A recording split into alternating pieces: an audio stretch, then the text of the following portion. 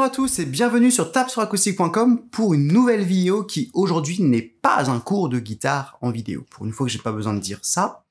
Aujourd'hui, je vous prépare à la place une vidéo qui sera en fait un espèce de test de guitare. Un petit mot de contexte pour vous expliquer le pourquoi du comment de cette vidéo. Quand j'ai commencé la guitare il y a trop longtemps, on trouvait des guitares au premier prix aux alentours de 150-200 €. Et une bonne partie des modèles qu'on trouvait à l'époque à ces prix-là étaient d'assez mauvaise qualité en fait. Il y en avait pas mal qui ne tenaient pas l'accordage ou qui étaient carrément fausses et qui du coup n'étaient pas vraiment recommandées pour les débutants. Avec les années qui passent, la qualité de ces guitares à bas prix a grandement augmenté et aujourd'hui on trouve des guitares à 150 € qui sont parfaitement adaptées aux débutants. Moi, j'ai aucun scrupule à recommander aux débutants d'acheter une guitare à 150 €, les yeux fermés, n'importe quel modèle fera l'affaire. Il n'y a pas vraiment de mauvaises guitares à éviter à ces prix-là. Mais avec cette qualité qui a augmenté au prix de 150 €, on a aussi vu apparaître des guitares encore moins chères, notamment en dessous de la barre des 100 €. Et moi, je peux pas m'empêcher de me dire que ces guitares à 100 € et moins, c'est un peu les guitares de 150 € de l'époque qui étaient pas top.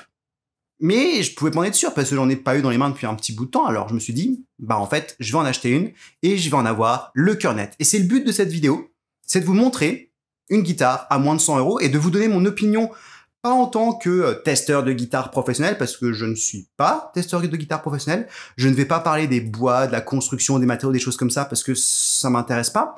Je vais simplement regarder ça sous l'angle, en tant que prof de guitare, est-ce que je recommanderais cette guitare à un débutant?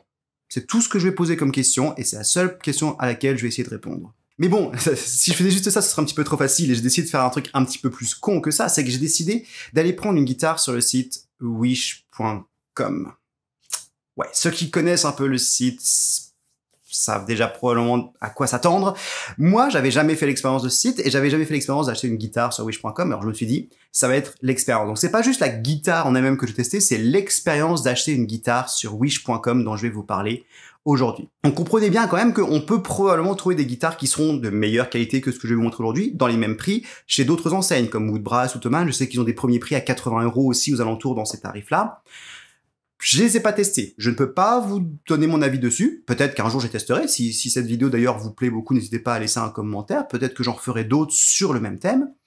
Mais aujourd'hui, j'avais envie vraiment d'aller vraiment creuser au fond du fond et de prendre une guitare made in China, envoyée, expédiée directement depuis la Chine par wish.com à 85 €. Voyons voir ce que ça donne. Alors la guitare, j'ai reçu cette semaine, après 4 semaines d'attente, parce que c'est expédié directement depuis la Chine.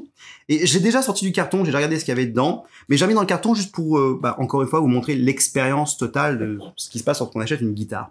Et ce qu'on peut déjà tout de suite constater, c'est que le carton, il est pas très épais. Ça paraît très très fin, et à mon avis, quand j'ai vu dans les mains, je me disais, ouh, il doit pas y avoir beaucoup de protection là-dedans. Et si on regarde le carton d'un petit peu plus près, on voit qu'il y a eu des coups ici.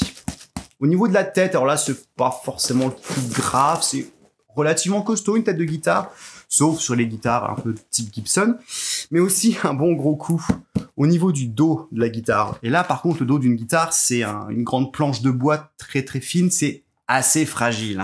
Alors, voyons voir ce qu'il y a à l'intérieur et voyons voir si la guitare a survécu au trajet. Comme prévu, il n'y a aucune protection là-dedans. On a un manuel sur lequel je reviendrai plus tard. Une housse pas si dégueulasse que ça, je la regarde un petit peu. C'est la housse bas de gamme, voilà, mais je m'attendais à pire. Et après, il y a la guitare sans aucune protection. Il y a un espèce de plastique autour, cette espèce de bout de mousse qui ne sert à rien, ça n'absorbe que dalle, et un bout de polystyrène en guise de support sous le manche. Ça, c'est cool parce que c'est important de supporter le manche, de soutenir le manche pendant les transports. Mais le reste de la guitare est à même le carton. Ça veut dire que le coup que le carton s'est pris dans le dos, la guitare se l'est prise également. Voyons voir les résultats. Donc ça, c'est la guitare wish.com à 85 €. Je l'ai prise en blanc parce que je me suis dit, quitte à prendre une guitare de merde, autant prendre une guitare de merde dans une couleur de merde. Voilà. Et on veut tous voir le dos de la guitare pour voir ce qui s'est passé. Et ça manque pas. Il y a un trou qui n'est pas censé être là. Si un jour vous recevez une guitare dans cet état-là, ce n'est pas normal. Pour les plus débutants d'entre vous, je tiens à le préciser quand même, on ne sait jamais. Le dos est complètement explosé, il est fendu en deux et il est décollé également sur toute le pourtour, même ici, là, jusqu'ici, c'est décollé de partout, c'est mort, une guitare morte. Alors là, vous allez peut-être me dire, ah ouais, mais t'es con aussi, tu veux faire un test de guitare, tu reçois un colis dans un état pas possible, tu le refuses pas. Bah oui, mais j'ai des raisons pour ça, j'ai des raisons. Premièrement, il faut bien comprendre une chose lorsque vous achetez une guitare sur un site comme wish.com, c'est que c'est expédié directement depuis la Chine. Ça veut dire que la guitare met beaucoup de temps à arriver, ça veut dire que la guitare a beaucoup de chances de se prendre des coups dans la gueule pendant le trajet. Si vous commandez sur Thomann ou sur Woodbrass, la guitare vient de France ou d'Allemagne ou pire d'un autre entrepôt quelque part en Europe, la guitare elle voyage que pendant quelques jours, donc il y a beaucoup moins de chances qu'elle se prenne des coups. L'autre truc aussi, c'est que les guitares que vous achetez sur Thomann, Woodbrass ou autres sont bien mieux protégées que ça. Ça, il y avait zéro protection, que dalle, rien pour la protéger des coups. Donc même si même si le colis tout du moins de Woodbrass ou Thomann ou autre se prend des coups dans la gueule, la guitare a de fortes chances d'arriver complètement intacte. C'est pas le cas lorsque vous achetez une guitare sur wish.com. En plus de ça, bah honnêtement, j'avais pas envie parce que il faudrait que je la renvoie. Il faudrait attendre qu'elle soit renvoyée jusque là-bas pendant des semaines et des semaines. Il faudrait que Wish accepte d'en renvoyer une autre et ça reprendrait des semaines et des semaines. J'avais pas envie d'attendre 3 mois pour pouvoir faire cette vidéo. Donc je vous la fais avec la guitare cassée. Mais vous allez voir qu'il y a quand même 2-3 petites choses intéressantes à dire sur cette bestiole-là. Bon, le dos il est cassé, certes, mais est-ce qu'on pourrait pas essayer de jouer quand même avec cette guitare pour voir ce que ça donne? Parce qu'après tout, le dos, certes, s'il est complètement explosé, ça sonnera pas aussi bien que si on a un dos intact, mais il est pas vital pour le son de la guitare. On peut jouer de une guitare qui a un dos complètement troué si on veut, hein. Il n'y a pas de problème. Donc, on va regarder un petit peu ça. Pour ça, la première des choses à faire, c'est de remettre les cordes sous tension. Ils ont fait l'effort de la livrer avec des cordes qui sont colorées. Hein, je sais pas si vous le voyez bien à la caméra, mais c'est rouge, vert, jaune, bleu foncé. Et puis là-bas, c'est de l'acier tout simplement. Et ils ont fait l'effort aussi de les détendre. Ça, c'est quelque chose qui se fait tout le temps lorsque l'on expédie les guitares par la poste. C'est que comme les cordes sont sous tension en temps normal, le manche est sous tension et du coup, il est assez fragilisé. Donc on va préférer détendre les cordes pour qu'il y ait moins de tension sur le manche et du coup la guitare est un petit peu plus sûre pendant le transport. Mais ça implique que lorsque vous recevez la guitare, il faut remettre la guitare sous tension et des fois il faut même attendre que le manche se réajuste un petit peu s'il est resté longtemps sous tension. Sans tension, pardon. Je vais donc refaire ça tout de suite.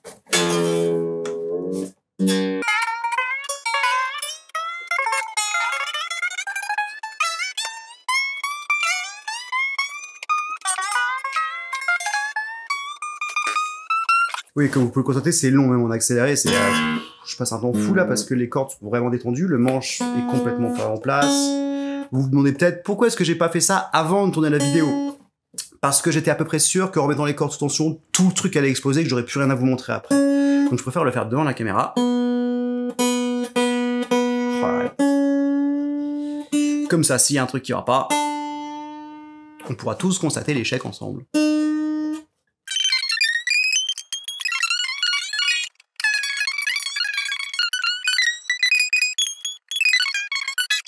À ma grande surprise, aucune des cordes n'a pété. Alors là, je m'attendais vraiment à ce que le chevalet explose, que le manche parte en couille ou que les cordes pètent toutes. Mais tout a l'air de tenir à peu près le coup. Alors laissez-moi gratouiller un petit peu avec et je vais vous dire ce que j'en pense. Bon, après beaucoup de difficultés, j'ai enfin réussi à la mettre sous tension correctement et à l'accorder à peu près. Et j'ai essayé de jouer avec. Le mot-clé étant essayer, parce que en fait, c'est catastrophique. Bon, déjà, j'ai ma corde de mi grave qui est inaccordable. Je ne sais pas pourquoi, je pense que la mécanique doit être un petit peu foutue, parce que je sais même pas pourquoi. Elle arrête pas de bouger dans tous les sens. Des fois, elle est plus grave, des fois, elle est plus aiguë. Pourtant, j'ai l'habitude d'accorder des guitares, hein, mais là, ça veut pas. Hein. À noter que les mécaniques sont toutes très difficiles à tourner, à part celle de mi grave, donc je pense qu'il va y avoir un truc qui va pas à ce niveau-là. Mais bon, je peux quand même vous parler de la guitare. Est-ce que c'est agréable à jouer avec? Est-ce qu'on peut faire des jolis sons avec? Est-ce qu'on peut... Non. En fait, je vais arrêter de poser des questions. La réponse à toutes les questions que vous pouvez vous poser, c'est non. C'est de la bouse, c'est de la daube, c'est de la merde. J'ai plein d'autres synonymes si vous voulez. Je vous ferai une liste dans la description, un truc comme ça. Ou quelqu'un dans le commentaire, mettez-moi des synonymes de ça parce que faut pas acheter ça, les gars. Surtout pas, surtout pas. Qu'est-ce que je peux vous dire pour vous convaincre de ne pas acheter ça? Premièrement, l'action est affreuse. L'action, c'est en fait l'espacement entre les cordes et le manche. Plus l'action est basse, plus la guitare va être généralement facile à jouer, parce que on a moins besoin d'appuyer sur les cordes. Donc pour un débutant, c'est préférable d'avoir une action qui n'est pas trop élevée. Là, on est à trop. J'ai même pas envie de mesurer, ça va me faire peur, je vais faire des cauchemars après. Donc ça rend le truc assez difficile à jouer, et c'est en plus déjà complètement faux. Pour être tout à fait honnête, c'est compensé par le fait que les cordes qu'ils ont installées sont extrêmement molles. Je sais même pas quel tyran c'est, je pense pas avoir déjà vu un tyran aussi mou, mais c'est mou. Ce qui on pourrait se dire du coup, bah c'est cool, ça fait moins mal aux doigts, certes. Là, il y a aucune pression à mettre là-dedans. Oui, ça va sonner faux, parce que de toute façon, elle est inaccordable, et puis l'accent qu'on a, l'intonation est lâchée, elle est horrible, Mais, ça fait peut-être pas mal aux doigts, mais le problème, c'est qu'il y a aussi aucun volume, en fait. Les cordes sont si peu tendues qu'il y a aucun volume qui sort de la guitare, hein.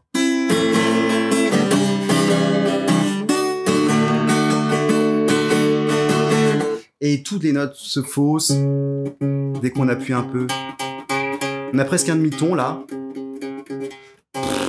C'est nul. Au niveau définition, c'est globalement affreux. Hein. Il n'y a pas de vernis. On a l'impression à la texture que ça a été peint à la bombe, et mal peint à la bombe, mal poncé. Il y a des endroits où qui sont encore un petit peu... qui raclent encore un peu. Hein. Papier de verre, ça ferait pas de mal, quoi. Un point positif quand même, parce que je veux bien être sympa avec les trucs positifs, les frettes ont l'air correctes. Ce que je veux dire par là, c'est que les frettes, souvent sur les guitares bas de gamme, elles vont avoir tendance à dépasser un petit peu et être assez dures au niveau de l'arête, et ça peut vite vous faire mal aux doigts lorsque vous glissez comme ça. Là, pour le coup, les frettes, voilà. Alors, je suspecte qu'elles sont probablement dans un alliage extrêmement mou qui fait qu'elles vont probablement pas tenir très très longtemps, mais pour le coup, elles sont bien poncées sur les côtés, elles arrachent pas trop, il y en a une ou deux là, mais j'ai vu pire dans des guitares beaucoup plus chères que ça, croyez-moi. Le chevalet, il paye pas de mine, mais bon, il a pas l'air, voilà. Les sciés sont pas très excitants, il y a rien à dire, c'est du plastique tout pourri, c'est pas là-dessus qu'on trouve des sciés en os. Les mécaniques, comme j'ai dit, sont très difficiles à tourner, c'est des mécaniques style ouvertes, comme ça, mais vraiment pas facile à tourner. Pas grand chose à dire, j'ai pas l'impression qu'elles tiendront très bien l'accordage, petite cache là, il est en plastique, ça ne m'inspire absolument pas du tout confiance non plus. Mais il y a pire que tout ce que je viens de vous dire. Déjà, le bois. Je sais pas ce que c'est comme bois. J'ai pas envie de savoir ce que c'est comme bois. C'est tout ce que je peux vous dire pour l'instant, c'est que c'est du bois absolument pourri. La guitare est d'une légèreté qui fait peur. Vraiment peur. Vraiment, vraiment peur. Et pire que ça, le bois, il est tellement léger et tellement fin qu'il bouge. Dans le sens où lorsque je prends la guitare, je mets mon bras par-dessus, là, n'est-ce pas? Je peux gratter les cordes. Juste en mettant un peu de pression sur le coude droit, là, ça fait tout bouger. Toute la guitare se plie, en fait, et c'est une guitare pliable. Voilà.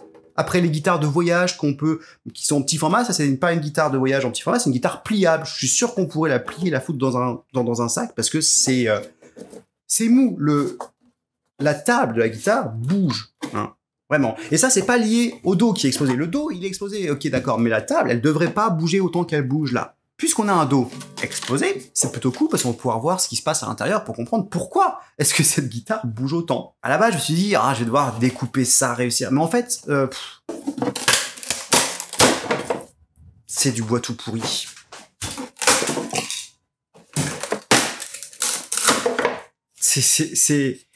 C'est du bois de cagette, en fait.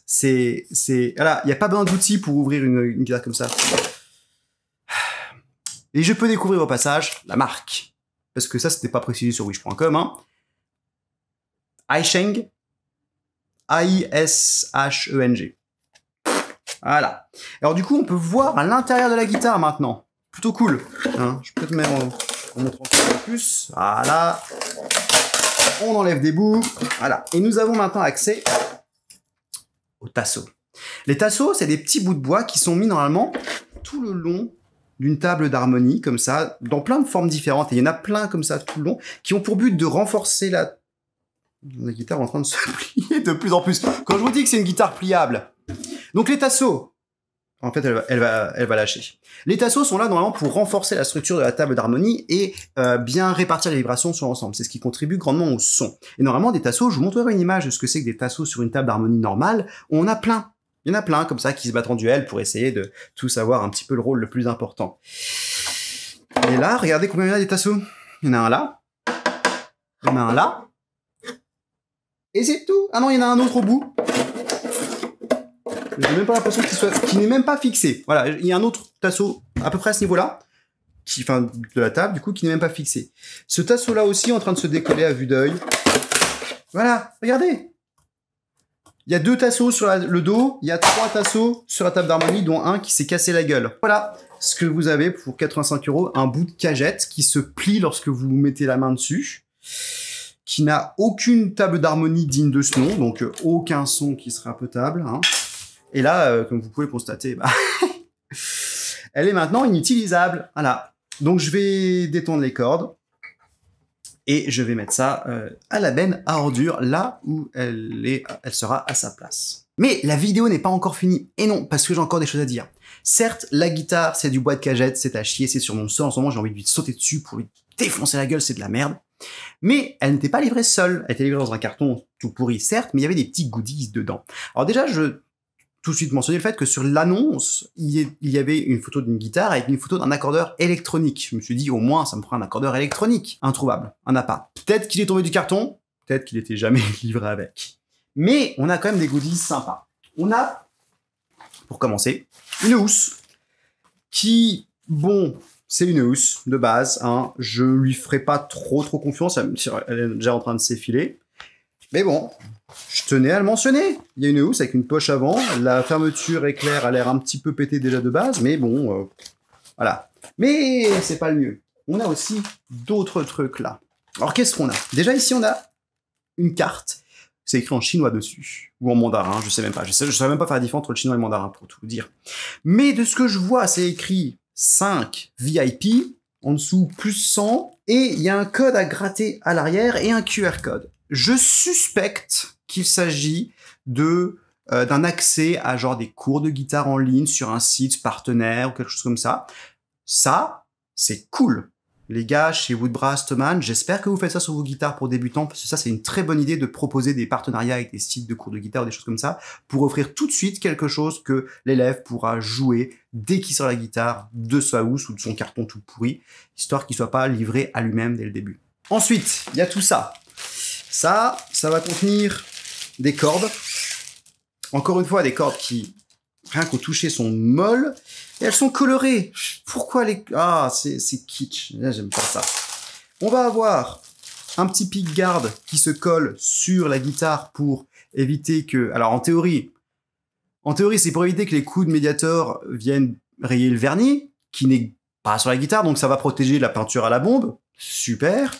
Et en plus, franchement, c'est un autocollant qui m'a l'air très fin, vraiment pas très résistant, donc on peut ne pas en parler.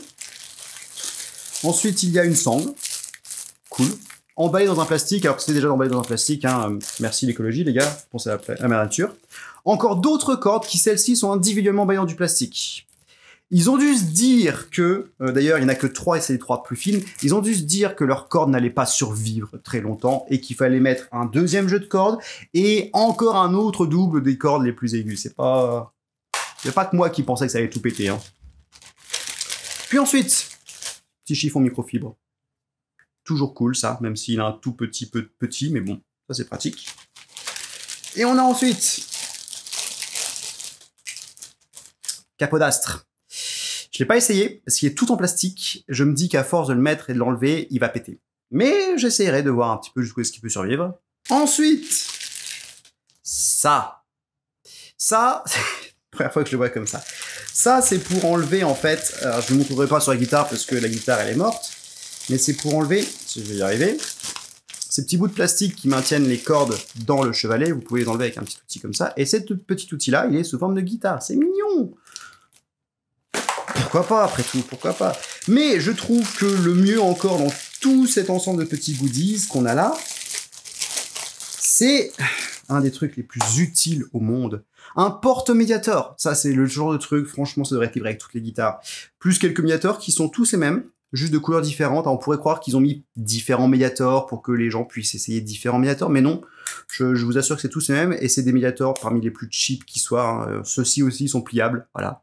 Ça a l'air d'être un peu le thème de la guitare, là, wish.com, c'est pliable. Tout est pliable, les cordes sont pliables, la guitare est pliable. Médiators sont pliables. Mais le porte-médiator, c'est cool. Pour ceux qui ne savent pas ce que c'est, vous le collez, c'est un autocollant, sur votre guitare, généralement derrière la tête de la guitare, et vous pouvez mettre plusieurs médiators dedans. Et comme ça, si vous faites tomber votre médiator, ce qui arrive tout le temps, vous pouvez en reprendre un autre sans avoir besoin de vous pencher, d'avoir l'air con et essayer de le retrouver parce qu'il a glissé sous un meuble et il s'est barré quelque part, vous savez pas où, vous le retrouverez à Biarritz plus tard. Mais on a presque fini, c'est pas tout à fait encore la fin, parce qu'on a encore ça. Ce qui s'appelle le Zero Foundation Manual. Je suppose que c'est écrit pareil en chinois. Je saurais pas vous dire. Encore une fois, je sais même pas si c'est du chinois ou du mandarin, hein. Je saurais pas faire la différence. Mais ça, c'est un bouquin qui s'avère être une méthode de guitare, écrit en chinois. Et alors, on y trouve des photos, des images de comment se contient une guitare. Après, on y trouve des explications des notes, avec les notes en anglais et les notes solfège, donc do, ré, mi, fa, sol, la, si, do, qui sont standards en France. Et après, comment lire les tablatures. Et c'est ça le truc qui est bien, c'est qu'on a des tablatures là-dedans, en fait. Donc même si je lis pas le chinois et que je sais pas ce qu'il raconte, je peux quand même vous dire ce que le manuel contient. Et pour le coup, franchement, je suis impressionné. Il y a des explications des gammes ici. On a clairement les tons, 1, 2, 3, 4, 5, 6, 7, avec les tons et les demi-tons, avec les dièses et les bémols.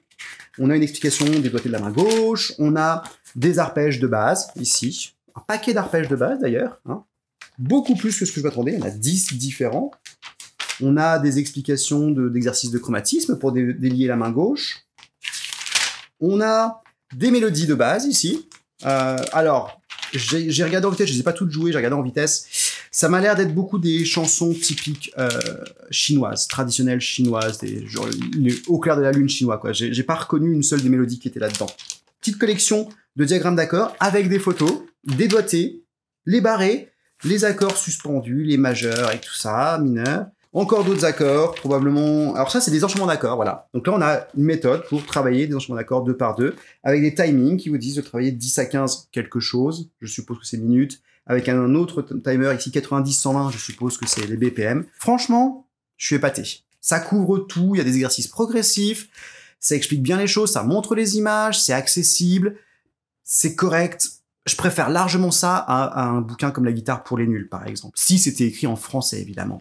Et il y a des leçons à tirer de ça, parce que moi, j'aimerais bien voir, dans toutes les guitares vendues en France, en dessous d'un certain tarif pour les débutants, un manuel de ce genre-là. Ça coûte rien à produire, ça, c'est du bout de papier imprimé, c'est pas un truc, il y a même pas de couleur là-dedans. Ça coûte peut-être 20 centimes à faire, ça, pour une grosse boîte. Mettez ça dans vos guitares, les gars. Vendez-les avec vos instruments. Franchement, ça fera tellement du bien aux débutants. Faut le faire, faut le faire. Et voilà, c'est la fin de mon expérience avec cette guitare Wish.com qui m'a coûté 85 €, plus 10 € de frais de port. Je l'avais pas dit ça, mais en plus, ils se font pas chier sur les frais de port. Hein.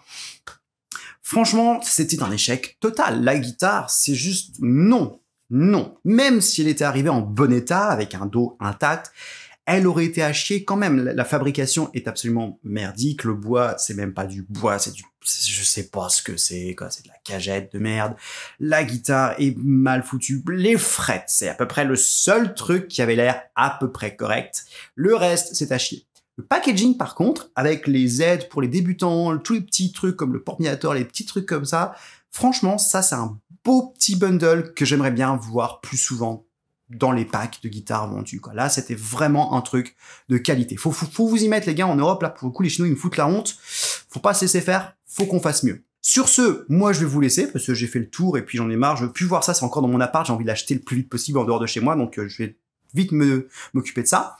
Je vous rappelle que vous pouvez toujours nous laisser un petit like. Si vous avez aimé cette vidéo, laissez-nous un commentaire. Si vous avez vraiment aimé cette vidéo et que vous en voulez en voir d'autres, j'avoue que même si c'était vraiment de la merde, ça me donne presque envie, presque un petit plaisir masochiste d'en faire un petit peu d'autres, en fait, d'acheter des guitares de merde sur Amazon ou sur eBay pour voir ce que ça donne. Donc si jamais ça vous intéresse, dites-le nous, hein, peut-être qu'on verra si on peut débloquer des fonds pour ça. Dans tous les cas, n'hésitez pas à vous abonner, à cliquer sur la petite cloche pour être prévenu des prochaines vidéos. Et puis moi, je vous dis à tous, je vous souhaite à tous une très bonne journée, et je vous dis à la prochaine fois sur tabsoracoustique.com pour d'autres cours de guitare en vidéo. Ciao, ciao!